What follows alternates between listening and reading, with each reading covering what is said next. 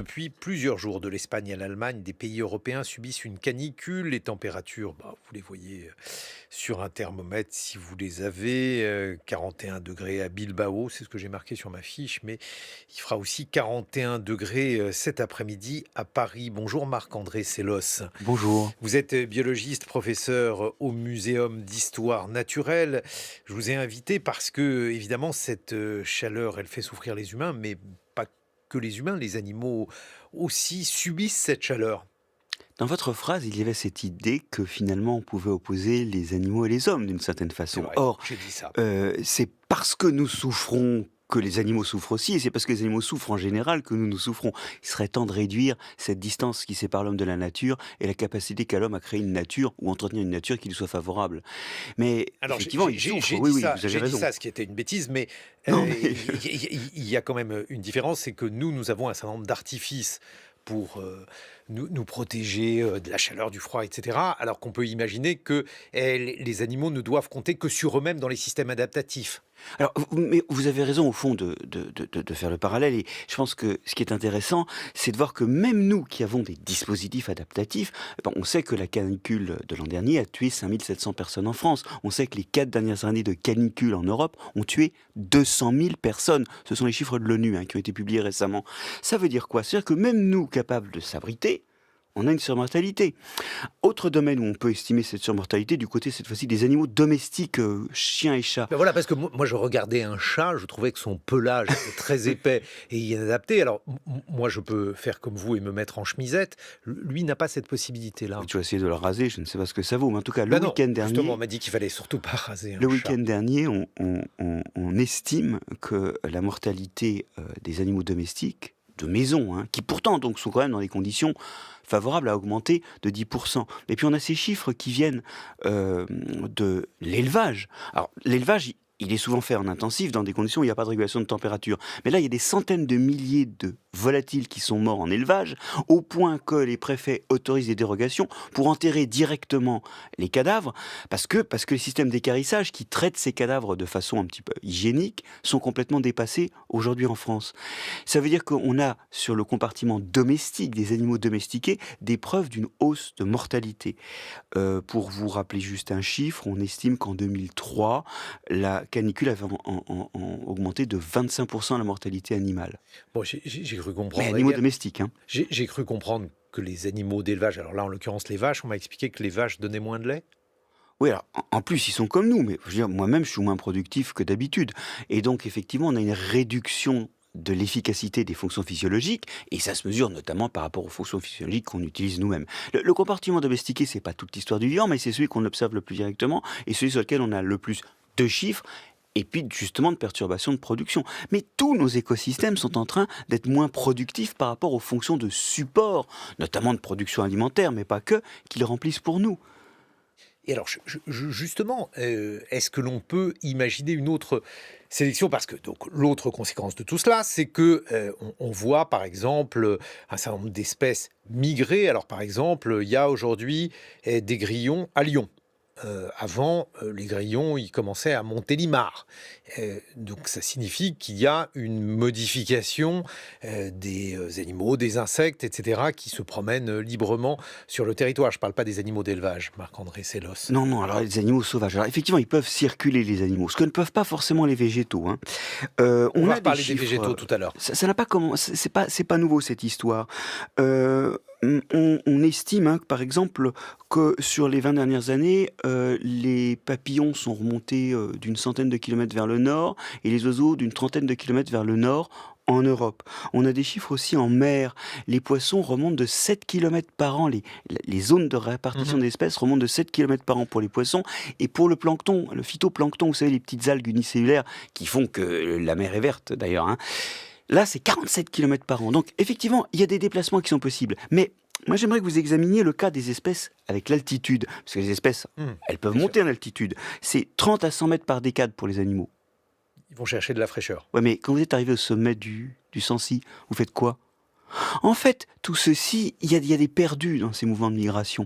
Donc oui, il y a des espèces et des populations qui arrivent à bouger, d'autres non. Donc c'est un des facteurs majeurs de l'extinction. Aujourd'hui, le changement climatique, c'est au moins 14% des causes d'extinction d'espèces au niveau global.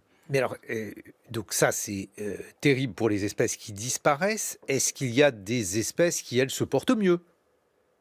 Oui, je, je ne veux pas examiner le 0,00 pouillème de pourcent. Je vais encore me faire disputer. Mais oui, mais comprenez-moi, tout ça, c'est ce qui alimente aujourd'hui une attitude bienveillante qui laisse penser qu'on va pouvoir s'adapter. Il faut comprendre que l'adaptation au changement climatique, c'est nécessairement perdre des outils, perdre du bien-être. C'est survivre, et il va falloir s'adapter. Mais à un moment, il faut dire les choses comme elles sont. C'est pas parce qu'il y a une ou deux espèces qui commencent à proliférer à un endroit que c'est une bonne nouvelle. Parce que, souvent, l'arrivée de cette espèce contribue à additionner sa perturbation à celle du climat, des pesticides, et donc à pousser les autres dehors, y compris dehors du vivant. Et deuxièmement, le vrai problème, c'est que c'est un pouillème. Et effectivement, il y a des espèces qui peuvent profiter de ça. Moi, je vois par exemple, comme mycologue, je vois remonter la culture de la truffe vers le nord, alors qu'elle tout saute vers le sud. Je vois remonter Pourquoi? Parce des qu'elle est dépendante, elle, de la température. alors c'est un champignon très thermophile qui aime bien les sols plutôt secs.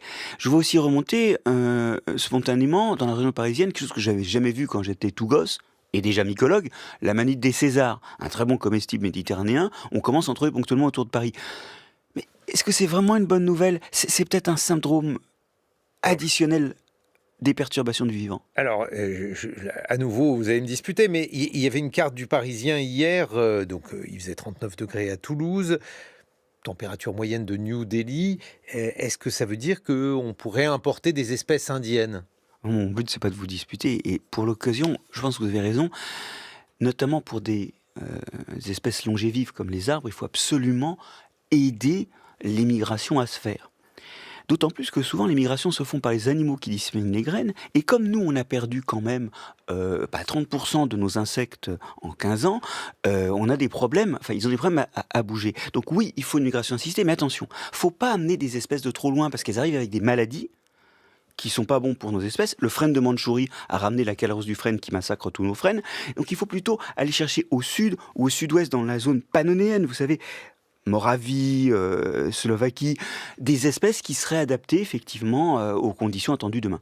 Alors, c'est pas pour relativiser la gravité de la situation, Marc-André Sellos, mais il y a quand même quelque chose. C'est que hier, il faisait 40 degrés au thermomètre extérieur. On pouvait faire du vélo à Paris parce que le temps est peu humide. Alors qu'il fait parfois, quand on est ailleurs, loin, en Asie, je ne sais pas, 32, 33 degrés, avec un taux d'humidité beaucoup plus important, c'est bien plus terrible de faire une activité physique. Vous et moi, on se refroidit en évaporant la sueur. C'est pour ça qu'il faut boire d'ailleurs quand il fait chaud, parce qu'on évapore beaucoup et on risque de manquer d'eau. Alors, c'est une fonction effectivement qui est possible si l'air n'est pas saturé en eau, et effectivement chez nous, c'est le cas. On a effectivement encore de la place pour mettre de l'eau dans l'atmosphère. Certaines personnes, j'ai des amis algériens qui me disaient, mais c'est quand même beaucoup plus difficile à vivre ici. Parce qu'effectivement, par rapport à des conditions du sud de l'Algérie, il y a un peu plus d'eau dans l'air, donc quand même, l'évaporation se fait moins bien. Moi, j'avais 50% d'humidité sur mon thermomètre, enfin ma petite station météo cette nuit. Mais ça marche encore finalement. On a fini par, même si c'est moins qu'un froid, qu'une chaleur très sèche, c'est encore vivable. 50%, c'est une situation médiane?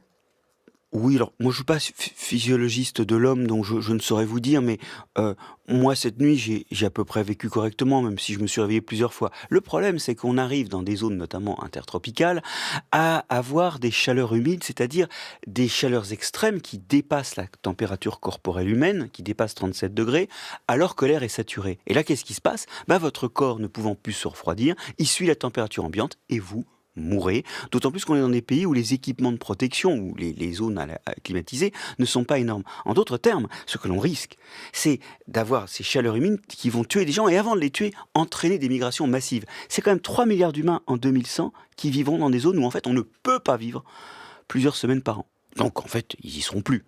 Et je vous dis pas la géopolitique quand je bouge la moitié de la population de l'Inde. Sujet dramatique, évidemment. Sujet moins dramatique, mais auquel j'étais confronté hier, les végétaux. Est-ce que, par exemple, il faut arroser plus? Moi, j'ai toujours peur de trop arroser les plantes. Le végétal est un flux d'eau. Ils pompent de l'eau dans le sol et c'est comme ça que la sève monte et puis ça s'évapore dans les feuilles et c'est pour ça que la végétation et les arbres en ville notamment rafraîchissent l'ambiance. Ce sont de très bons climatiseurs à condition qu'il y ait en dessous des sols bien vivants qui ont des bons stocks d'eau parce qu'effectivement, plus il fait chaud, plus la plante évapore et le risque c'est qu'elle n'ait plus rien dans le sol. Là, on sort de périodes où les sols étaient pleins d'eau, on arrive au début de l'été avec des sols qui commencent à être très très très vidés. Alors oui, il faut arroser vos plantes, mais le problème c'est que pour les cultures, c'est un tout petit peu plus délicat cette histoire-là.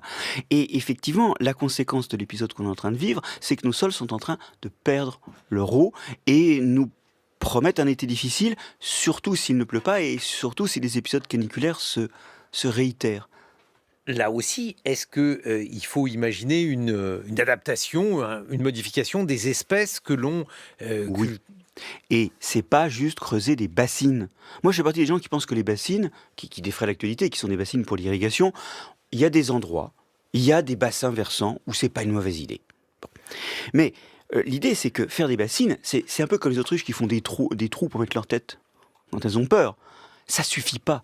Il y a aussi le problème de la température qui peut ne pas convenir aux cultures. Il faut absolument changer de variété et plus encore changer de culture. Il y a des endroits où le sorgho doit remplacer le maïs. Et il faut s'organiser maintenant parce que le la maïs a difficulté- besoin de beaucoup d'eau. de beaucoup d'eau, oui.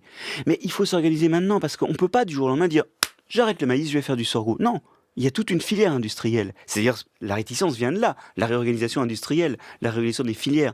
La réorganisation des filières, c'est une solution positive si on s'y met maintenant. Bon, on fera du pop-corn avec du sorgho, remarquez, c'est pas ça encore. Peut-être que le popcorn sera déjà préparé sur la plante. Oui, directement. Bon, c'est un peu terrible tout cela. Merci Marc-André Sellos, vous êtes biologiste. On vous doit notamment de la biodiversité comme un humanisme aux éditions du Seuil. Dans quelques